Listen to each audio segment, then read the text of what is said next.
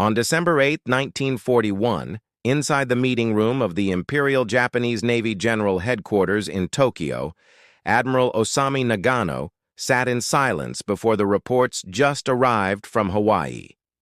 The news sent waves of elation through the command council.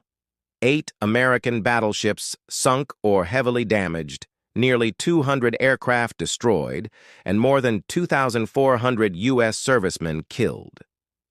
The audacious strike at Pearl Harbor seemed to have broken the backbone of the Pacific Fleet, ushering in an era in which the Japanese believed they had removed their most dangerous enemy from the game, at least for the next few years. In the minds of Japanese strategists, the war had begun exactly as they had envisioned: sudden, overwhelming, and delivering a psychological shock unlike anything the Americans had ever faced.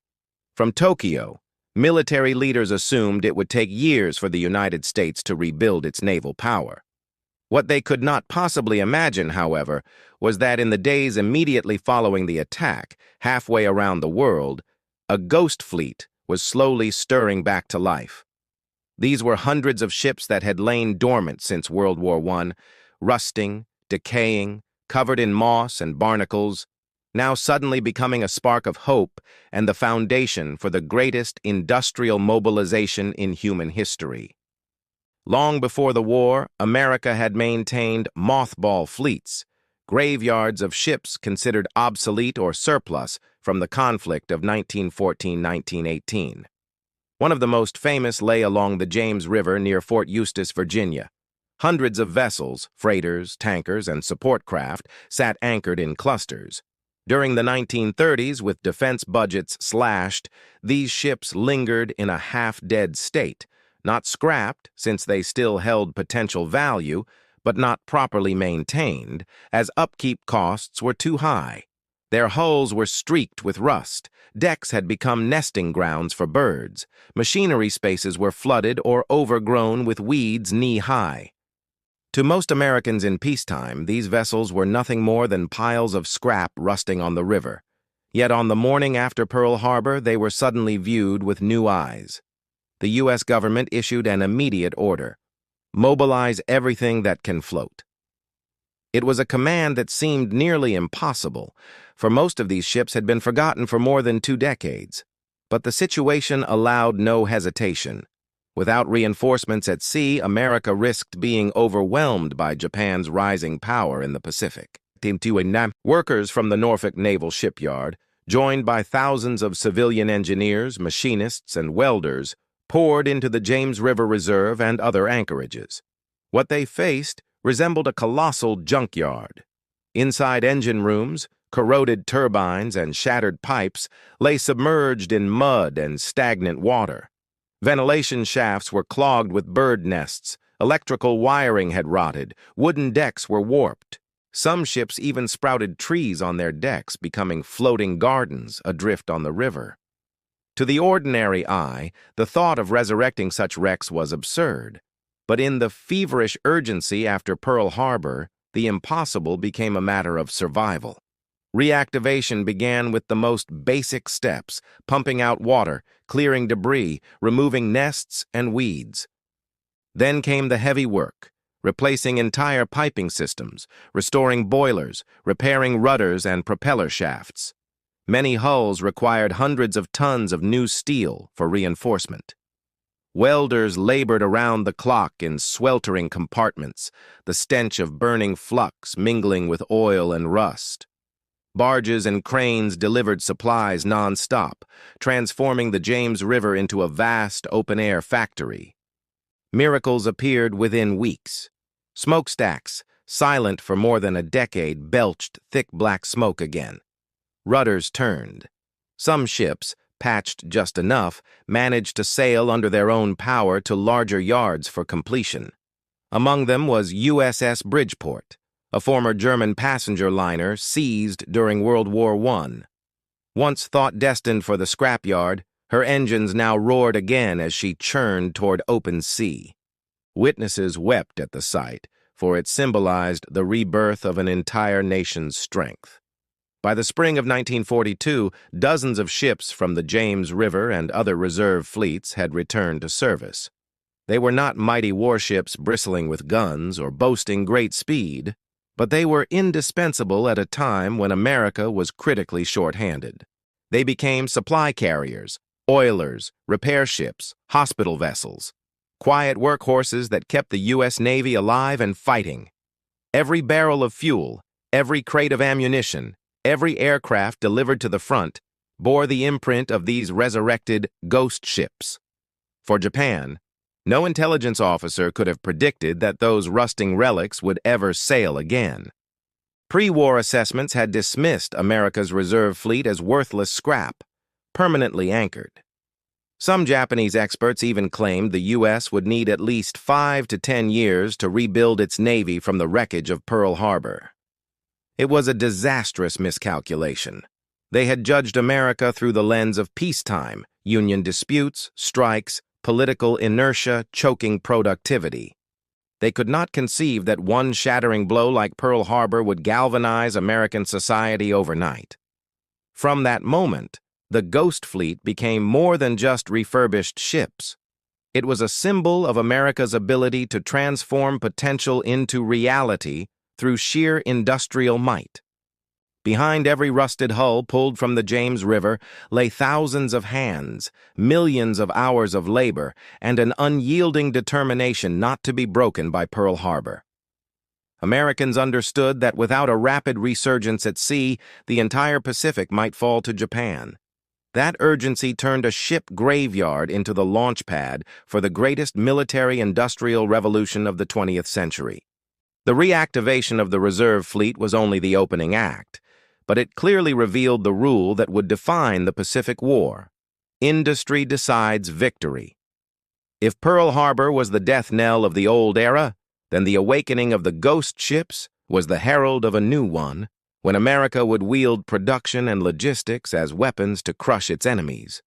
And from those difficult beginnings, a tidal wave of industry was about to sweep away Japan's illusion of naval supremacy. If the first part of the story was the alarm bell rung at Pearl Harbor and the sudden awakening of the Ghost Fleet, then the next part is Japan's greatest tragedy in World War II, the fatal miscalculation of American industrial power. This mistake did not arise merely from incomplete intelligence reports, but from a systemic arrogance, the belief that a nation long removed from war, steeped in individualism and comfort, could never marshal its full strength for a total war. That error led Japan into an unequal struggle in which defeat became only a matter of time. Before 1941, Japan indeed possessed formidable industry by Asian standards. All of these calculations rested on a flawed foundation. The Japanese judged America by its present state, not its potential. They looked at the rusting hulks of the Ghost Fleet and saw proof that the United States had lost its naval ambition. They looked at American society in the 1930s, mired in the Great Depression and isolationism, and assumed its people would never unite for a distant war.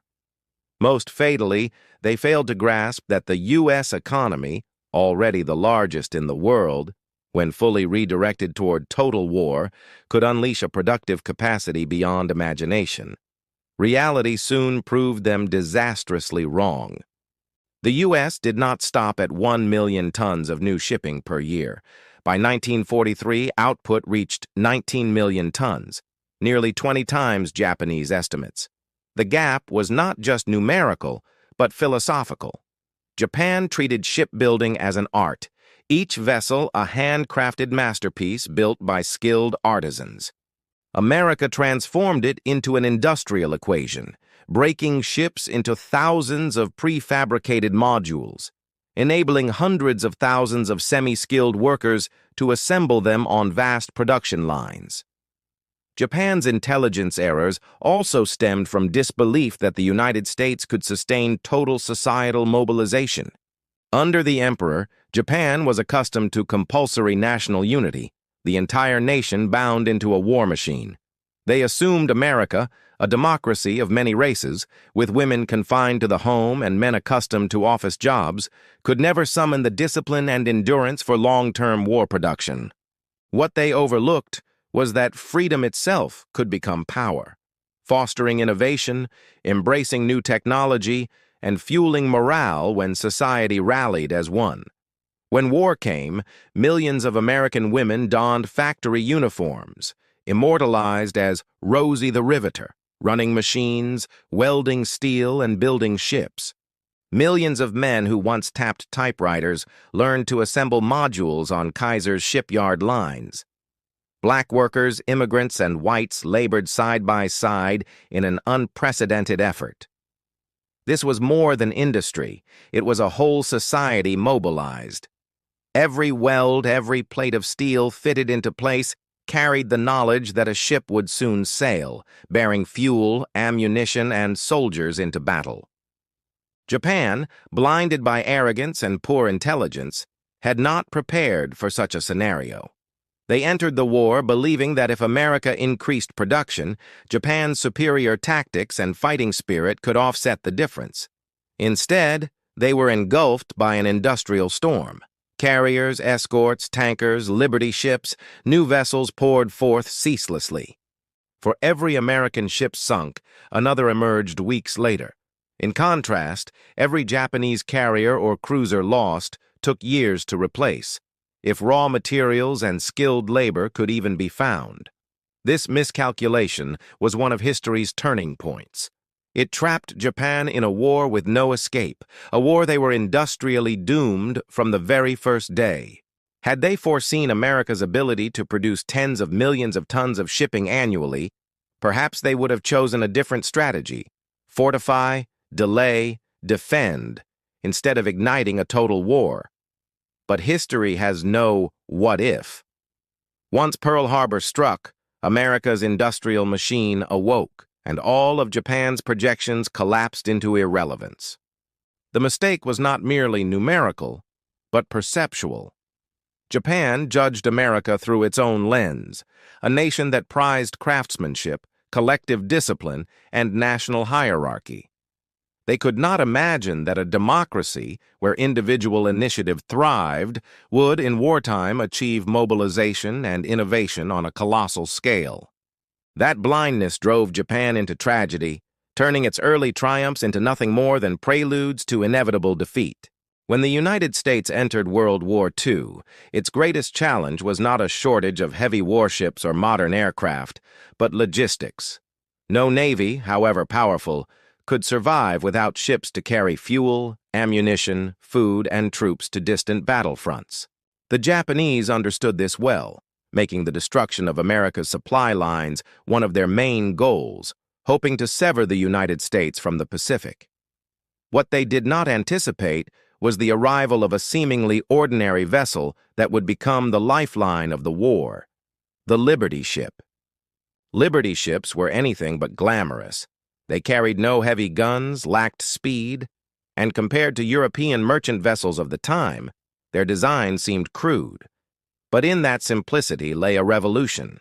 The Liberty was never intended as a masterpiece of naval architecture, but as something that could be built faster, cheaper, and in greater numbers than anything before. Each ship, measured about 135 meters in length, could carry 10,000 tons of cargo, roughly 3,000 jeeps, or 9,000 tons of supplies, and was powered by an old-fashioned steam engine. Outdated though it was, the engine was easy to produce, easy to repair, and crucially did not require rare materials or master engineers.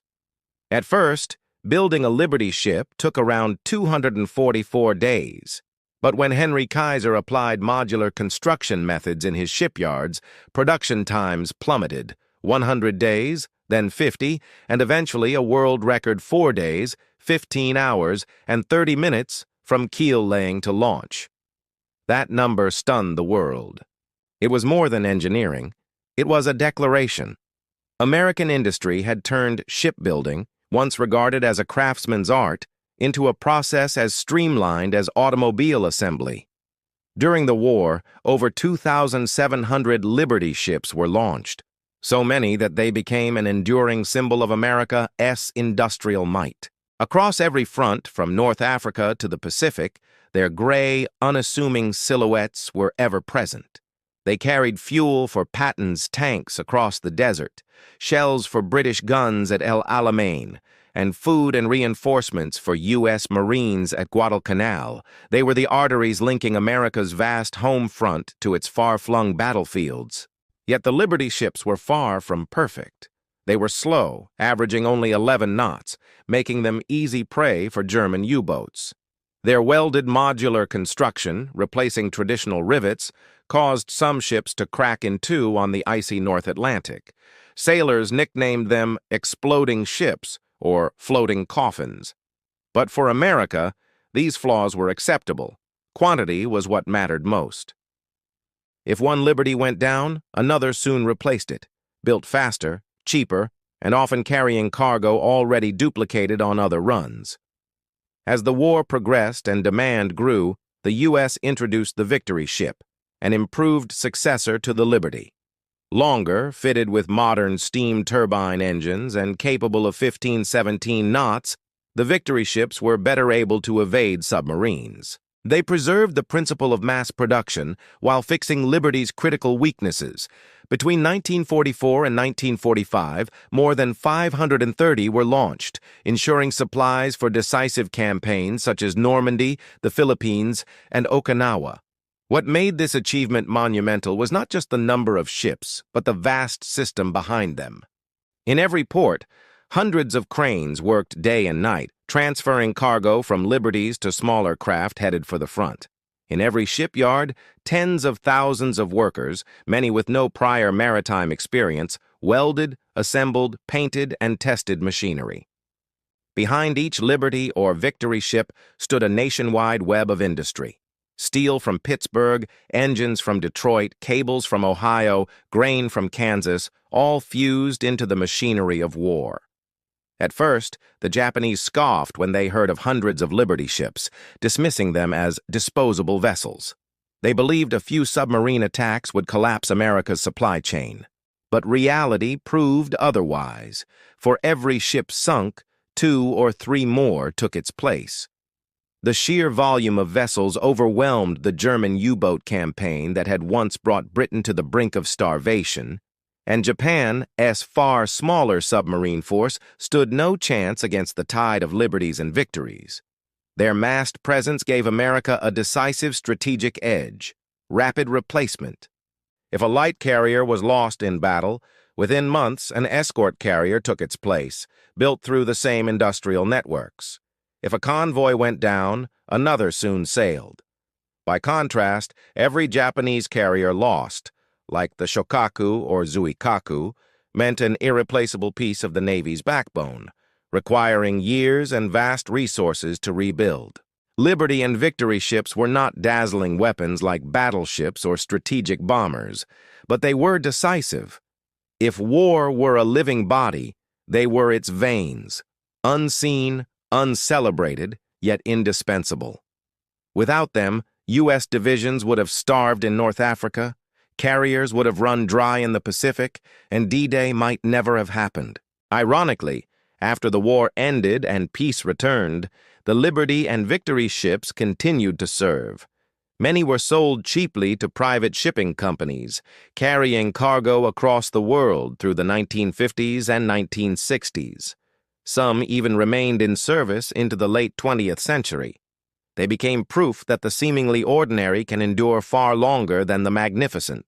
The Liberty and Victory shipbuilding revolution not only helped America win World War II, it reshaped global industrial thinking. It proved that with scientific organization and total societal mobilization, a nation could turn the impossible into reality. Above all, it sent a message. In modern war, it is not the glamorous weapons, but logistics, the silent ships, that decide victory or defeat. If the Liberty and Victory ships were the beating heart of America's logistical revolution, then the man who breathed life into them, who turned vision into reality, was Henry Kaiser. A man with no background in shipbuilding, Kaiser nevertheless transformed the entire industry. His story is not merely that of an industrialist, but proof of the power of innovation, organization, and the spirit of nothing is impossible in a total war. Before the war, Kaiser was anything but a shipbuilding magnate. He came from construction, famous for colossal projects like the Hoover Dam and Grand Coulee Dam. From these ventures, he learned how to manage tens of thousands of workers, operate vast supply chains, and most importantly, break down complex tasks into simple steps that could be carried out in parallel. That mindset was exactly what he later brought to shipbuilding. When the United States entered World War II, the government desperately needed a way to mass-produce transport ships. Traditional shipyards were too slow, clinging to artisanal methods where each vessel was a masterpiece that took months or even years to finish. Kaiser saw the opportunity. Why not apply the assembly line thinking that had made the American auto industry successful to shipbuilding? At first, the idea sounded absurd. Shipbuilding had always been considered a craft requiring the delicate skills of master shipwrights. Kaiser disagreed. To him, a ship, no matter how large, was nothing more than the sum of thousands of parts. If broken down far enough, even workers who had never seen the ocean could contribute. Instead of one team building an entire ship, Kaiser created modules, hull sections, decks, engine rooms, piping systems. Each was built separately, then joined together in the shipyard like giant Lego pieces. The result was a revolution. While traditional yards took 200 days to finish a Liberty ship, Kaiser reduced the time to 40 days and set a world record of just 4.5 days. The speed stunned the world. Newspapers hailed him as America's shipbuilding czar, while Hitler bitterly admitted, "We cannot defeat an enemy who can build ships faster than we can sink them." But Kaiser's genius went beyond engineering. He knew that to sustain massive production, he needed a stable, motivated workforce. While other factories struggled with labor turnover, Kaiser built an entire ecosystem around his shipyards. He constructed affordable housing, schools, hospitals, even 24/7 childcare so workers could focus on their jobs. Such welfare programs were unheard of in American industry at the time. They not only kept workers loyal, but attracted tens of thousands of women, African Americans, and immigrants, groups often excluded from heavy industry. One of the most enduring examples was Kaiser Permanente, the health system he created to care for workers. Initially designed to reduce absenteeism and workplace accidents, it grew after the war into one of the largest healthcare networks in the United States, still operating today. This showed that Kaiser's legacy extended far beyond wartime shipyards into the fabric of American society. Kaiser also embodied relentless innovation. When steel was scarce, he promoted recycling scrap. Facing bottlenecks in transport, he pioneered floating docks to speed up loading. He even experimented with building concrete ships, an impractical idea, but one that proved his willingness to try anything. To him, every problem had a solution, if one dared to break old habits. Perhaps his greatest gift was inspiration. Kaiser frequently toured his shipyards, speaking directly to workers and reminding them that every ship launched meant lives saved on the front.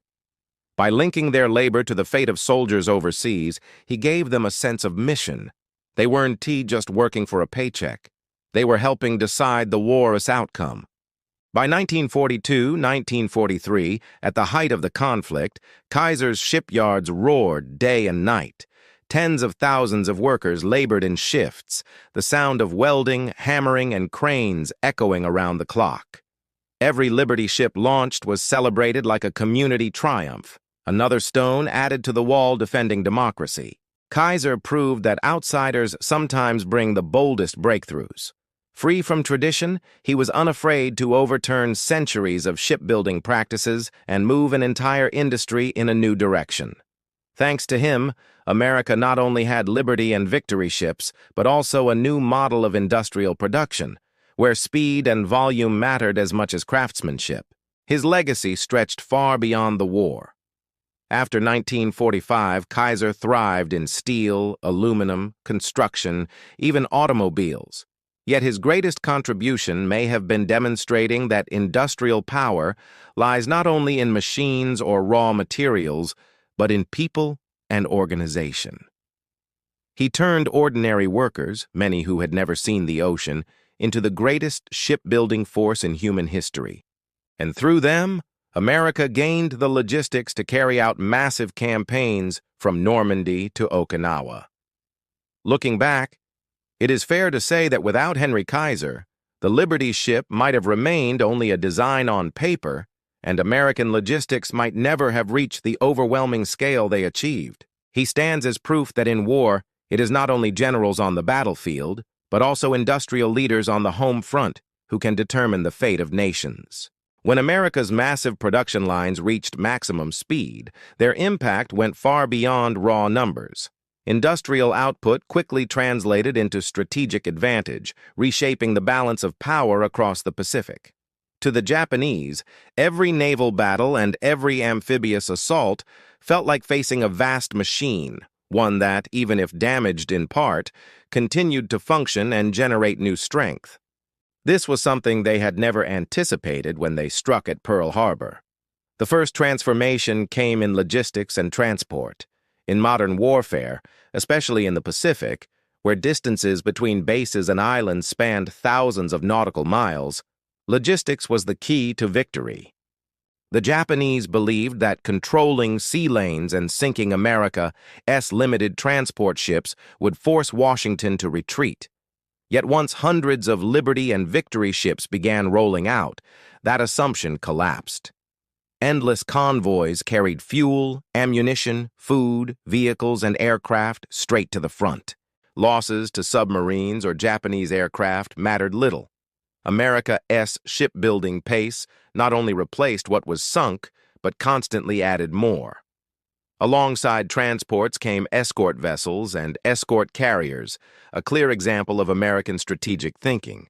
Not just mass production, but production of the right tools. Small, inexpensive escort ships, equipped with sonar and anti-submarine weapons, became the nemesis of German U-boats in the Atlantic and Japanese submarines in the Pacific. Meanwhile, hundreds of escort carriers ensured that every convoy had air cover, reducing the risk from enemy aircraft. With them, the U.S. turned its lifeline of transport into an almost untouchable artery. Industrial might also enable the U.S. to launch amphibious operations on an unprecedented scale. Take the 1944 Battle of the Marianas. The U.S. deployed over 500 warships and transports, including dozens of carriers, carrying more than 125,000 troops. Overwhelming numbers of landing craft, supply ships, and aircraft rendered Japanese defenses useless. Behind this was an industrial system churning out LSTs, landing ship, tank, Higgins boats, and countless other essentials. Without such resources, campaigns of this size would have been unthinkable. In naval battles, too, the strategic edge became decisive. After Midway, Japan still hoped its remaining carriers could hold back America, but the gap widened relentlessly. By late 1944, the U.S. had nearly 100 carriers of various classes, from Essex fleet carriers to escort carriers, while Japan had only a handful. Each Japanese carrier sunk meant the loss of hundreds of veteran pilots, irreplaceable in a short time. America, by contrast, could train new pilots at staggering speed thanks to an industrially sustained training network.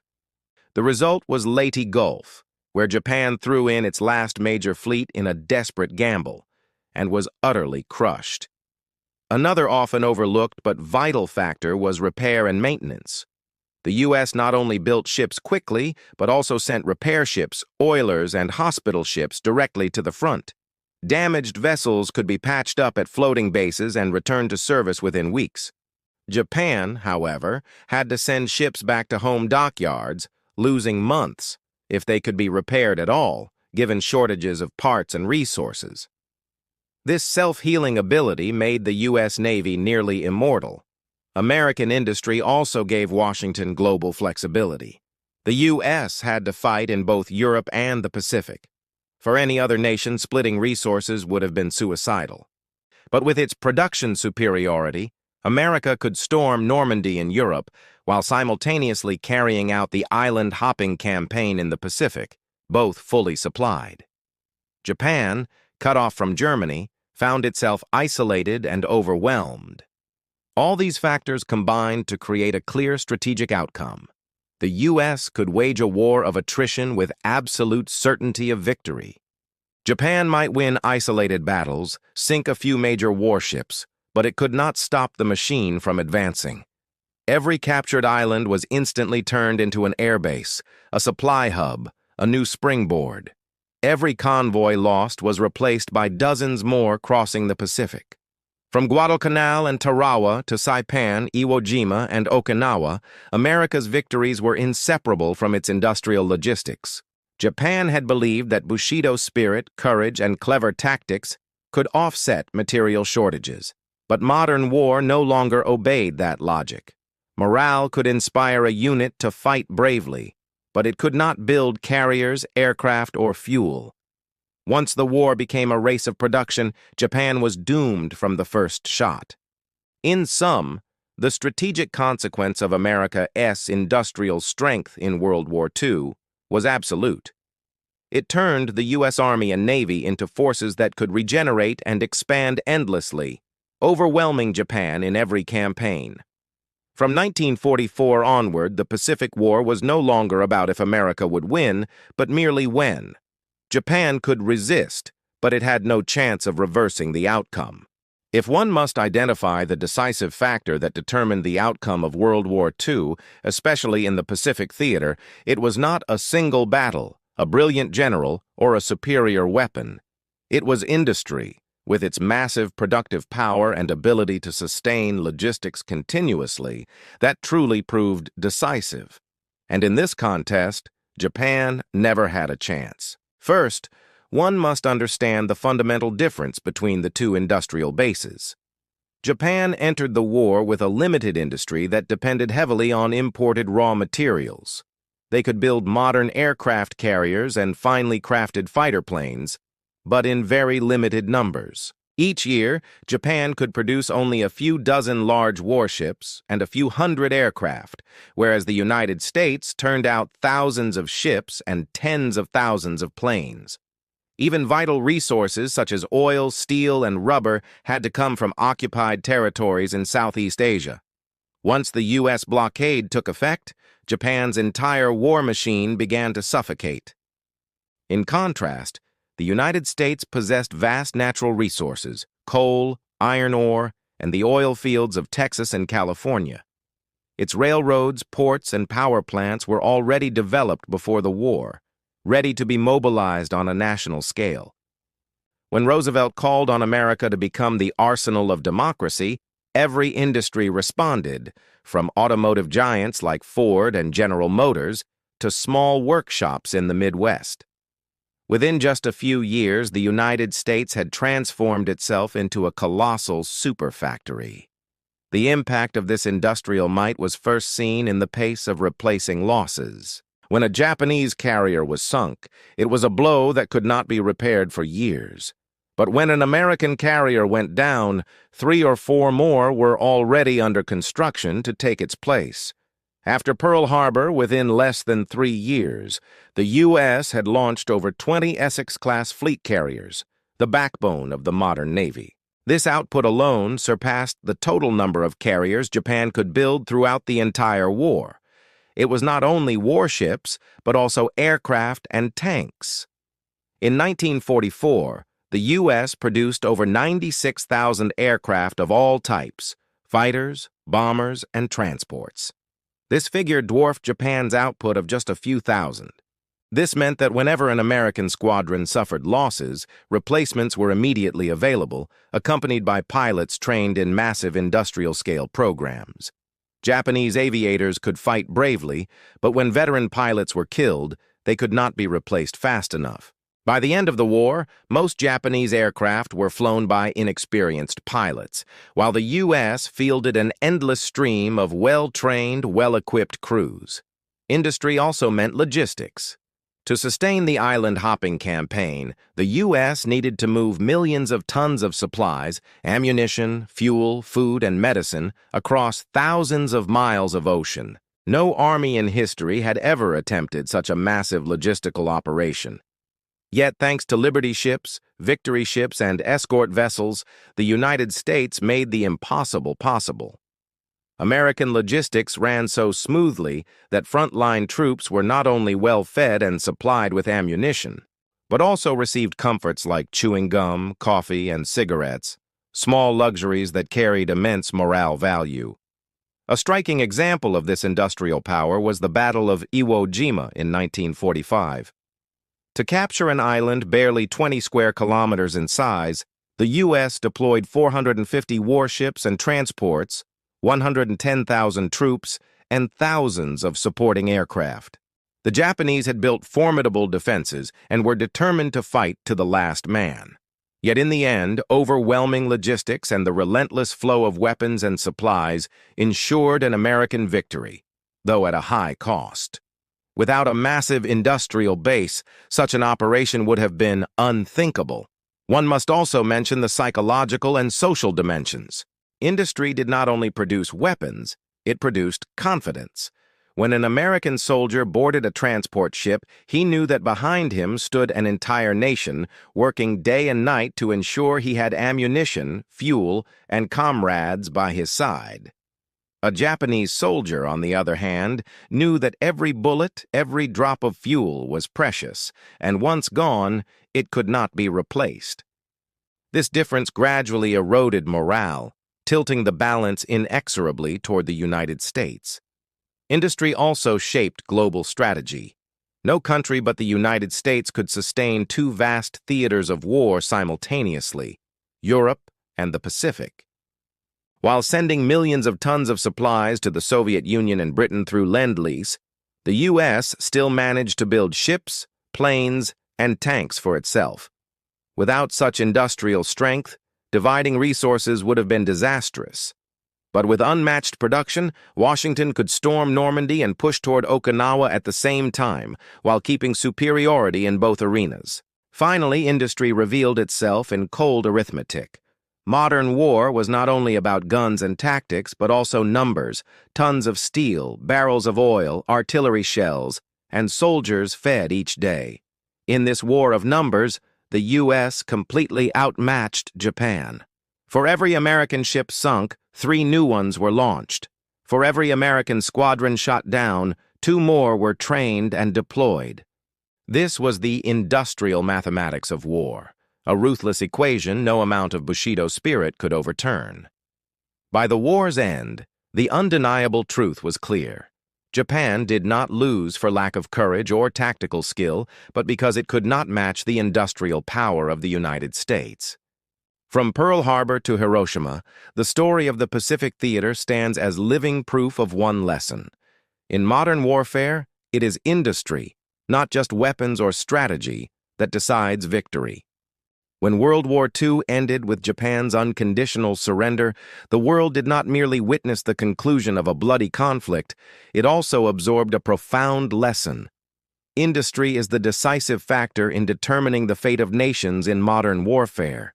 From Pearl Harbor to Hiroshima, that truth was etched into history, forming the foundation of military and economic strategy for many countries in the 20th and 21st centuries.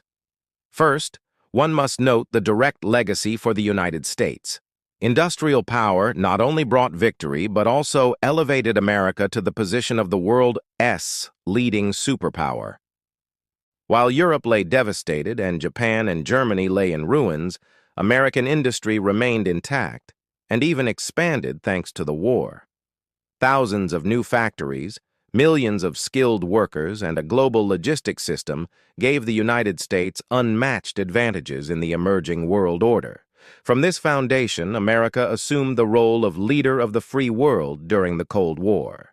The second legacy was a transformation in how wars were conceived.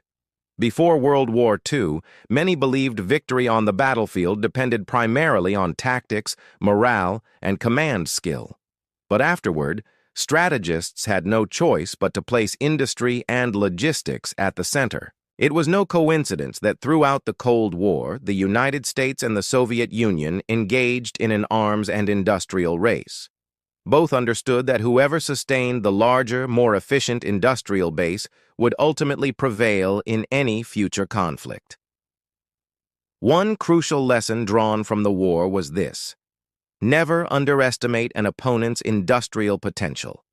Japan made a fatal mistake by assuming that the United States, a distant nation across the Pacific, with a dispersed population and a peaceful culture, could not or would not mobilize its entire economy for war. They believed that after the shock of Pearl Harbor, America would recoil and seek compromise. The reality was the opposite: that shock unified America and drove it to pour its full industrial might into the conflict. From this miscalculation, later powers learned to measure not only an adversary's existing forces, but also their capacity to produce more. Ironically, Japan itself became the most diligent student of this lesson after its defeat. With U.S. support and a determination to rebuild, post-war Japan embraced modern industrial methods, particularly mass production and assembly line efficiency. From ruins, it rose to become one of the world's leading economies, renowned for cars, electronics, and precision manufacturing. Thus, the bitter legacy of war became the driving force behind Japan's rebirth. Other nations also absorbed this lesson from America's Ghost Fleet and wartime industrial surge. The Soviet Union, having seen America's massive output, placed heavy industry at the core of its national policy during the Cold War.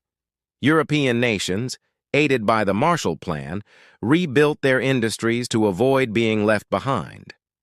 Even today, in modern conflicts, from the Gulf War to the war in Ukraine, industrial capacity, the production of weapons, ammunition, and fuel, remains decisive. Another important legacy was the integration of civilian and military industry. During World War II, the U.S. proved that automobile plants, steel mills, and even civilian shipyards could be swiftly converted to serve wartime needs. Ford built B-24 bombers, General Motors produced tanks, and hundreds of small workshops supplied components. This flexibility created overwhelming power. After the war, the concept of the military-industrial complex was born, becoming a cornerstone of U.S. defense policy. The story of industry deciding war also carried a deeply human legacy. It reminds us that war is not only fought by soldiers at the front, but also by millions of workers, engineers, women in factories, and farmers in the fields. They were the home front warriors who kept the flow of weapons and supplies alive. Without them, there could have been no victory. This legacy led nations after the war to place greater emphasis on recognizing, honoring, and supporting those who labored behind the scenes. Moreover, the war taught another lesson. Modern conflict requires total mobilization. It cannot rely solely on the military or government. The entire society must participate. America mobilized women, minorities, and immigrants, turning diversity into industrial strength. Though inequality persisted, the war opened the path to profound social change in the post-war years, from the civil rights movement to gender equality. In this sense, the legacy of wartime industry was not only material, but also social and cultural transformation. Above all, the greatest lesson was this: modern war cannot be separated from economics and industry. A nation may possess a brave and skilled army, but without an industrial foundation, it will inevitably collapse. Conversely, a nation with a powerful industry can turn that strength into a strategic advantage, ensuring victory even when initial battles are hard-fought. This was the most enduring legacy of World War II, and it remains true to this day.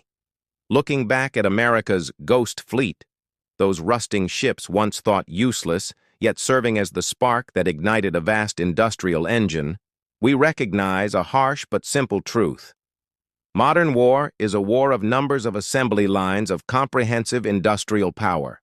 Japan lost because it failed to grasp that truth. America won because it transformed industry into the ultimate weapon, and the world, from that moment on, entered a new era, an era in which industry and economics determine not only peace, but the very fate of nations.